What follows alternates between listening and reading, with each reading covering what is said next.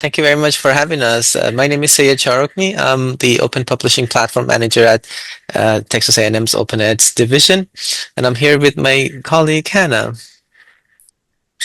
Good afternoon, everybody. I'm Johanna White. I'm one of the OER librarians here in the Open Ed department of the University Libraries. And today, Syed and I are going to talk about how you can use AI to generate and publish OER content. So without further ado, I guess we're going to get started here. Yes, I'm going to go ahead and share my screen so that we can start off our talk.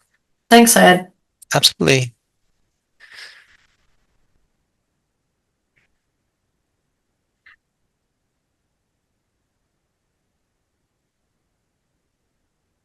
Okay.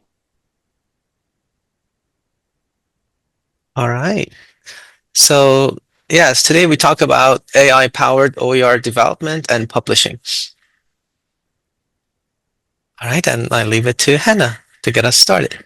Okay. So a couple of things that we're going to talk about in this relatively short session is explore how you can use Gen AI to support development and publishing of open educational resources and join the movement towards open.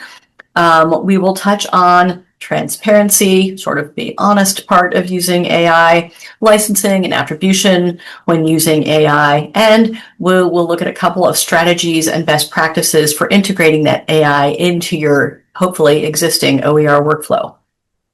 Next slide. Okay, part one, AI and OER development.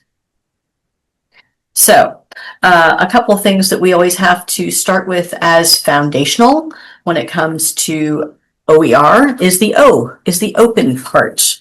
So I think everybody knows the symbol on the left, the copyright symbol. And you may or may not recognize the symbol on the right, which we sometimes jokingly call copyleft. This is CC, this is Creative Commons. So their mark is usually a CC in a round circle to imitate and play on the copyright symbol. And this is another layer of copyright that you can add as a creator to your work to help your downstream users decide what they can and cannot do according to your permissions. So, next slide. There are 6 basic Creative Commons licenses, and they are built on 4 distinct elements. So number 1, you see here on the top left there, the CC BY. This stands for Creative Commons Attribution. So the moral right of the author or creator is always exerted and identified. No matter what license you choose, this never goes away. So this is one of those scary concerns folks have with publishing in the open, like, what if my credit goes away? Your credit never goes away to your intellectual property. This is a basic tenet of Creative Commons licensing. So attribution is always present. Share alike is one of the next elements. So if you look at the icon kind of in the middle right there, there is the typical icon for it. And this means that for you as the creator of your item, of your product, whatever form, type, or shape it may take, you are telling your downstream users that they have to share the item alike in licensing to whatever license you choose. So that particular element, let's say you put a non-commercial element onto your license, which would say, hey, you can go ahead and reuse this and redistribute it, but you cannot profit from it. Right? If I put a share alike license on it, that means that any derivative made from my work also has to have every element I select for that license. So the original creator sets the responsibilities for any downstream users. So if it's share alike element on the license, you have to honor that and maintain that license as it goes through, for example, your work. There's the non-commercial license I just touched on. Part of the joy of open is sharing and that it's free. So profit is lessened as a concern, lessened as a driver for creativity and distribution. A lot of people have very strong feelings about profit in our educational space. Certainly we here in Open Ed do. We feel, publishers are profiting greatly, and the thing is, our faculty are the workforce that creates those items and whose knowledge powers that item, powers their profit. So we have a few opinions. So sometimes we see folks who mirror those opinions and would like to add a non-commercial restriction to any license that they place on items. The last one that you'll see kind of represented right down here in the middle is the non-derivatives element. So this license added to your work says that someone can go ahead and distribute it. They can view it, but they cannot change it. So in no way will the work be changed. You can't change the format. You can't add a preamble. You can't interpolate some other piece of work in the middle. You are not being given that right or granted that privilege by the creator. And so they are restricting you by putting that non-derivatives right on it. Of course, the most restrictive of any license that you can see would be represented on that lower right-hand side, that CC BY NC ND, which means you may not change this work and you may not profit from it in any financial way, and you will maintain this particular license on it in perpetuity. So these are the building blocks for making things open and giving you the power to go ahead and remix and reuse and redistribute. And I talk about this because it's a relatively new thing. Creative Commons licenses are exactly 27 years old and change. And so in the history of the Academy and the history of universities, this is just a blip.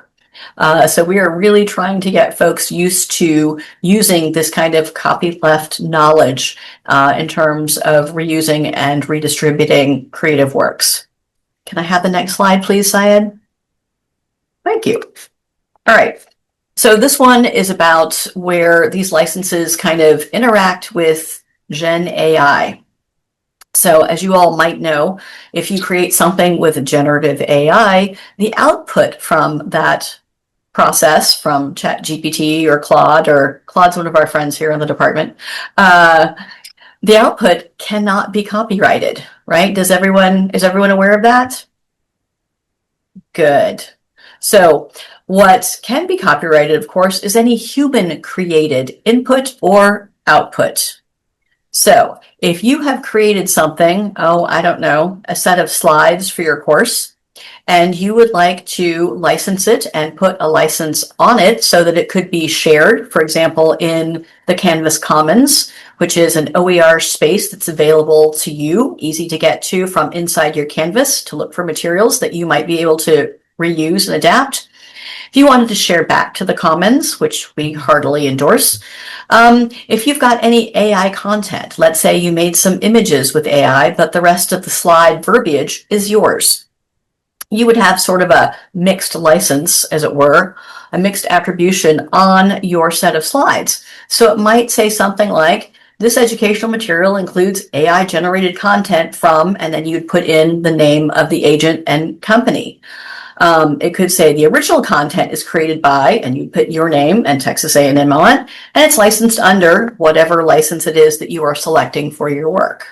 So that would be a really typical looking attribution for something that's a combination of your work plus AI, just so that we are absolutely clear and separating out what is human generated content and therefore copyrightable versus something that is machine generated content and not copyrightable.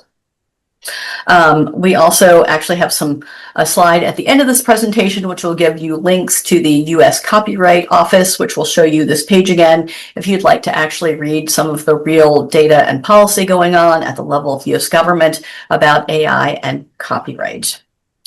All right, so now it's time to switch gears. May I have the next slide, please?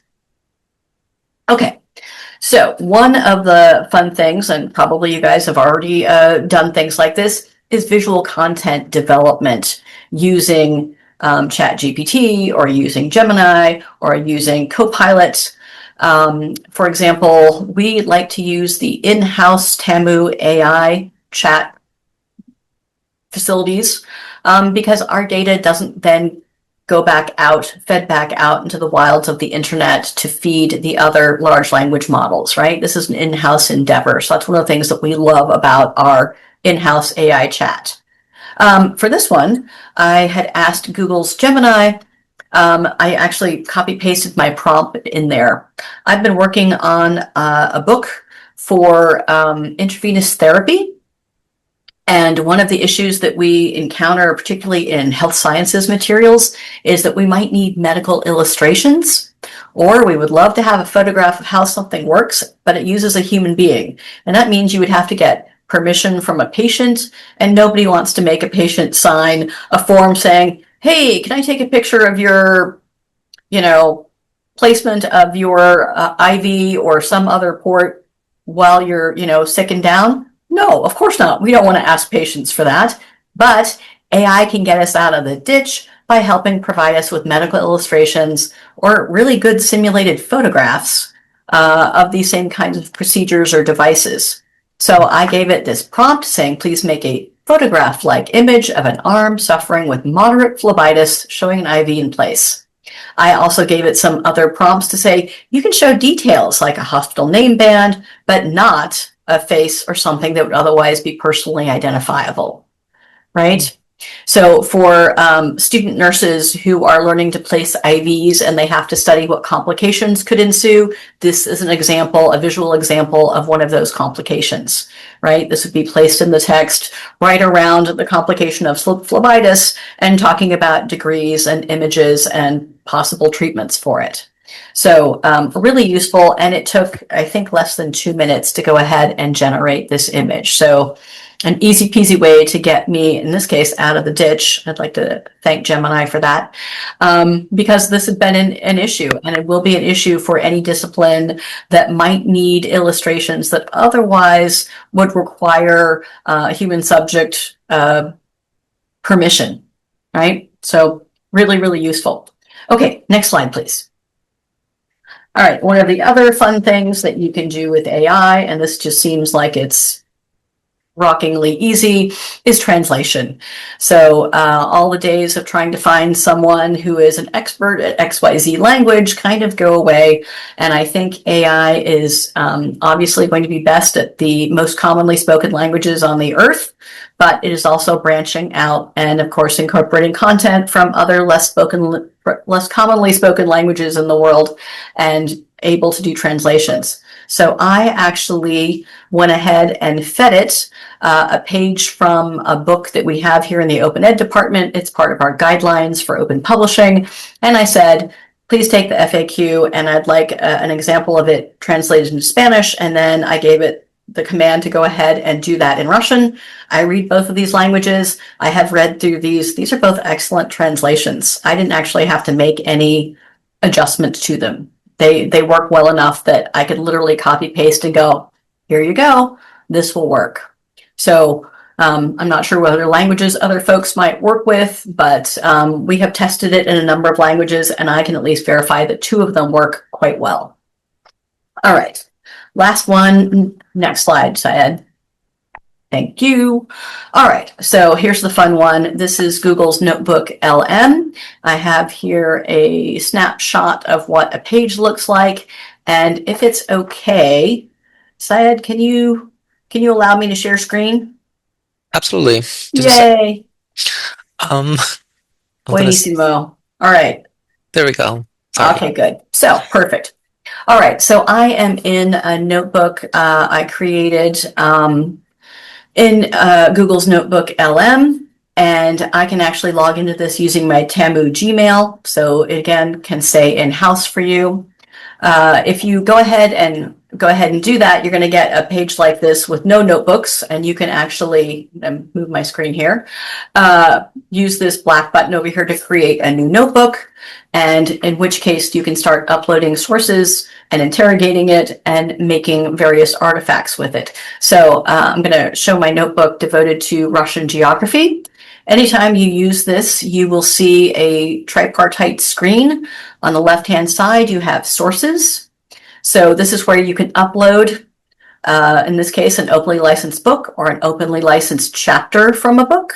which is what I've done. I picked a geography text, I picked one chapter and went ahead and uploaded it. So it's a book on world geography, and I picked on the chapter on Russia because I'm a Russian speaker and I know some things about this, so it's easier for me to go ahead and verify accuracy. In the middle of the screen, you will see the chat function, and this is where it can actually ideate questions for students to ask. And of course, students can go ahead and ask their own questions. I'm going to move this again. Right down here, you have that typing bar where you can ask your own questions or direct your students to go ahead and interrogate this text as you wish them to do. Over on the right-hand side, you have the studio, which will give you a bunch of pre-made command templates whereby you can manipulate your material and ask it to give you various outputs. For example, this thing marked "Why You Can't Drive Across Russia" is actually a podcast style retelling of this chapter. I can also do flashcards, right?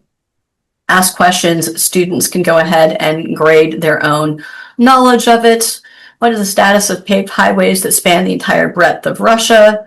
Click on the answer. Oh, there are no paved highways that cross the entire country. And sadly, that is still true, which answers the question posed by my little podcast there. Why can't you drive across Russia? So handy that actually feeds into it. I will play you a tiny sample of this podcast. So here's the beginning of the podcast built on this chapter from a geography book. Yeah, exactly. Just jump on a highway in New York, set your cruise control, and you basically drive all the way to California on this continuous, unbroken street. Yeah, it's just one straight shot, really.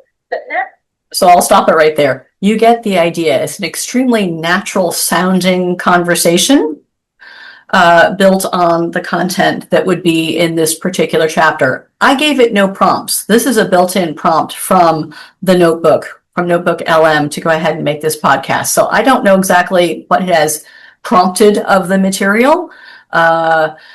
18 minutes and 45 seconds. I would compare that time spent versus, can a student read this chapter in 18 and a half minutes? Or would they rather listen to the content in 18 and a half minutes?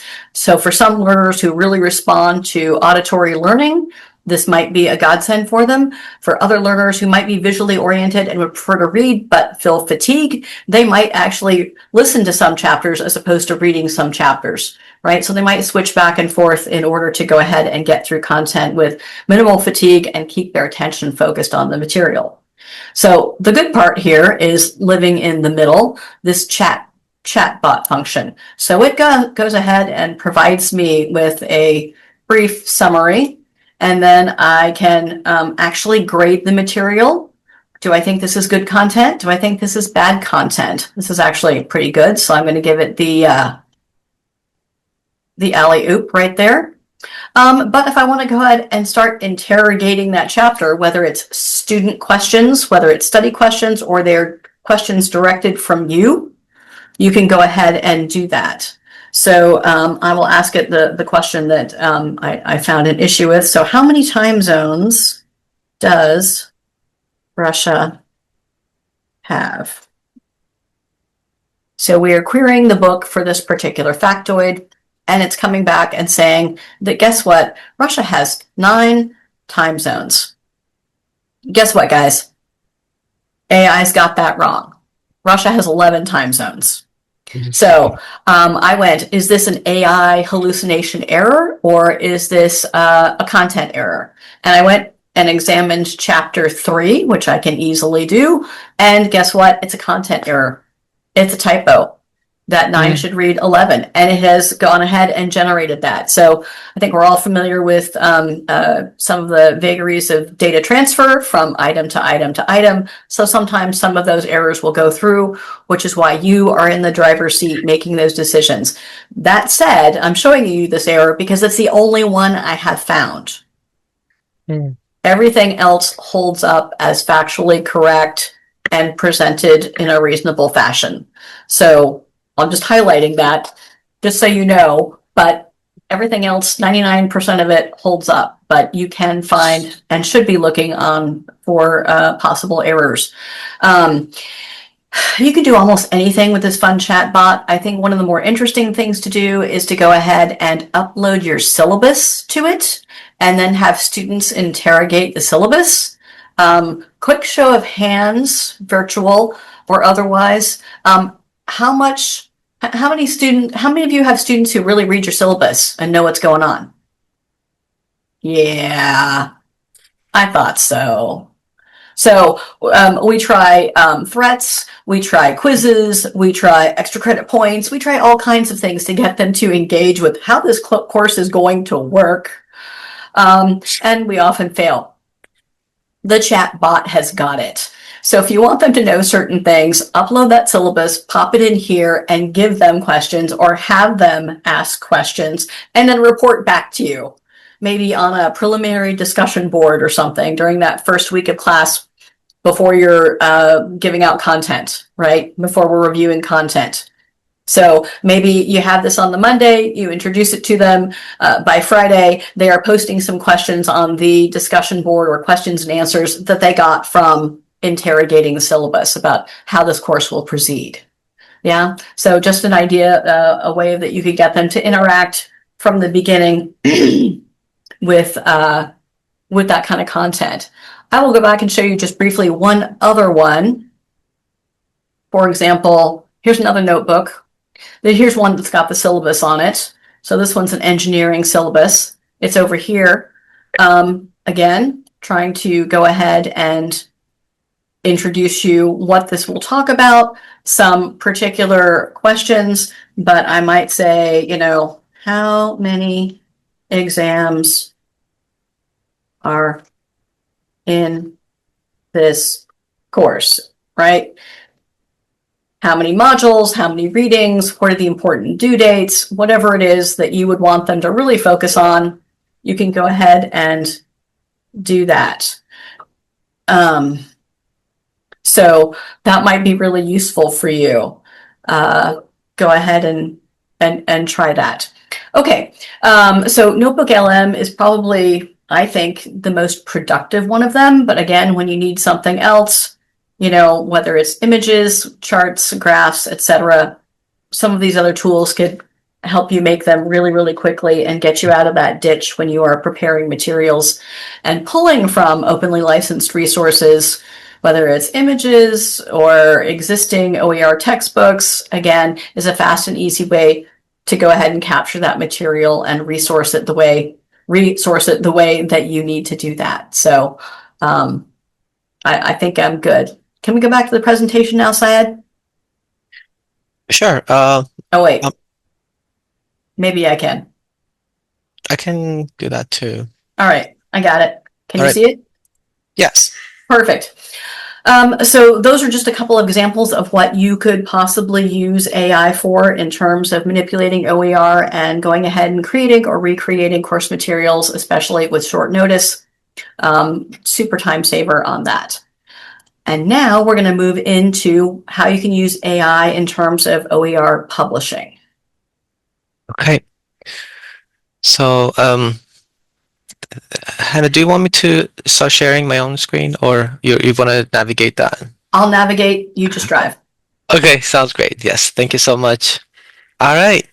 So thanks, Hannah. That was a really helpful look at how AI can support the development side of OER. So I'm going to shift us into the publishing side, what happens once content is created, and how we prepare it to be shared, reused, and sustained over time.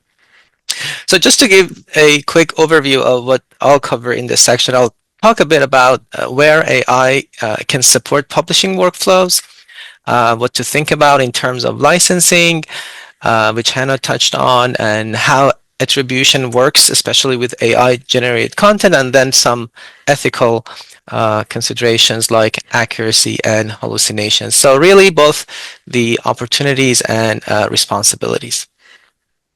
Okay, perfect.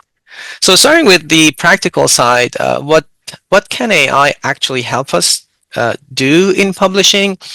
There are a few key areas where it can really can be really useful. So you can draft, restructure text. You can create practice questions, examples, summaries. You can check for accessibility. You can check alternate texts, transcripts, create them also. You can convert instructor notes into learner-friendly content. We specifically uh, made it made this bold because we have found it very useful in a faculty's work. So brainstorming visuals, laying out ideas, generating checklists, learning objectives, templates, checking consistency in tone, structure. These are all are a lot of ways basically AI can take on some of the more repetitive, time-consuming tasks in publishing. But it's also important to remember it's supporting the work, not replacing the human decisions behind it. So human judgment remains essential in the whole process. Amen. So now, one of the biggest things we have to think about in OER publishing is licensing. So, and this gets a little more complicated when AI is involved. You may ask, can AI generated content be openly licensed? For instance, what happens if the model was trained on copyrighted material? And how do we clearly communicate what others are allowed to do with our work?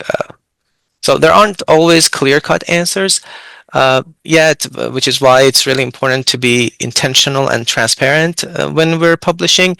And we're going to be talking about some of the ways to declare AI use and transparency in your work.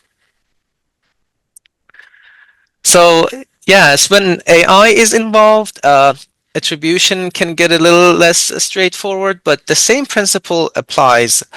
We want to be as clear and transparent as possible. In other words, we will need an AI declaration in our work. So for example, you might note that AI was used in generating or revising content alongside the human author and the license applied to the final work. This is an example from one of the chapters that I wrote for a book that we are working on in our unit. So portions developed with ChatGPT, reviewed and expanded by author, for instance. So one other approach which I've found really interesting is something called me and my machine labels, or triple M labels, which you can see a screenshot on your screen. These are essentially simple visual labels that indicate the level of AI involvement in a work, whether something's fully human created, co-created with AI, or largely generated by AI. You can find the label which works for you and just place it in your work. Feel free to check out the website. And the goal here isn't to police people and call anything out. It's really about transparency. It helps set expectations, and more importantly, it creates space for more honest conversations, as Hannah mentioned, about how something was made. And I would only add right here that, for example, this example says portions developed with ChatGPT, reviewed and expanded. Feel free to name those portions, right? If it's images, if it's chart, if it's a graph, if it's a section on whatever subtopic is, feel free to do that. Any guidance that you can give to your readers and to any downstream users is super valuable with this kind of attribution. Would you like the next slide? Yes, please. Excuse me. Yeah, and then there are the ethical considerations. One of the big ones with AI is hallucinations, where the model generates information that sounds convincing but isn't actually accurate. So in a publishing context, that means we really need to verify information, check sources, and not assume that AI generated content is correct, as Hannah showed us about the time zones in Russia. Yeah, there are also broader considerations around bias, representation, and the data these models are trained on, basically. So again, AI can be really helpful, but it requires careful, critical use. If I may interpolate, I have been a victim of fabricated citations that someone has used AI to generate. As a librarian, you learn to spot irregularities in citation styles. And so I'm going through a batch of citations that I have begged my author for, and I go, this DOI looks odd. And so I go try it, and I get a missing page, and then I go after the citation manually, and I'm in the journal, and I'm in the volume, and I'm in the issue number, and there is no page 53 with this article on it. Mm-hmm. And then there's a hot wave of anger for, you know, I'm here to verify and stand up for the correctness for it, and an author has fallen prey to this. And then I have to say, I need to see your sources, right? That's always kind of a uncomfortable, cringe conversation to have. So if AI provides you with any sources, you need to make sure that those things really live and breathe. And that's where I'll leave it. Yeah, thank you, Hannah. Could we go to the next slide, Hannah? Yes. Perfect. Thanks very much. So with all of that in mind, so this slide shows how we have been thinking about integrating AI into publishing workflows in OpenEd. So this is our publishing workflow. So it involves 6 steps from ideation to engagement. And the goal isn't to add AI as a separate step, but to thoughtfully incorporate it throughout the process where it actually helps. If you look at this workflow, you can see different points where AI might come in. And if we can go to the next slide, you'll see, for instance, early on, it might help organize or refine content. Later, it can assist with editing, metadata, accessibility, and formatting. So everything is rooted in the workflow. So it's not an addition, but it's part of the process. It's supposed to be helping you throughout the process, making the process more efficient for you. But again, across all of these stages, human oversight is really key, especially when it comes to licensing, attribution, and accuracy.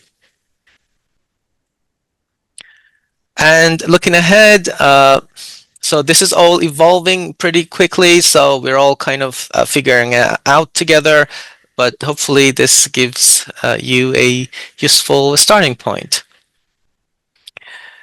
And moving on, if you're working... Oh, sorry.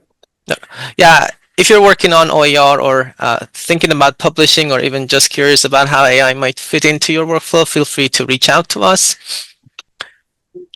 We're always happy to talk through ideas or support your projects. Yeah.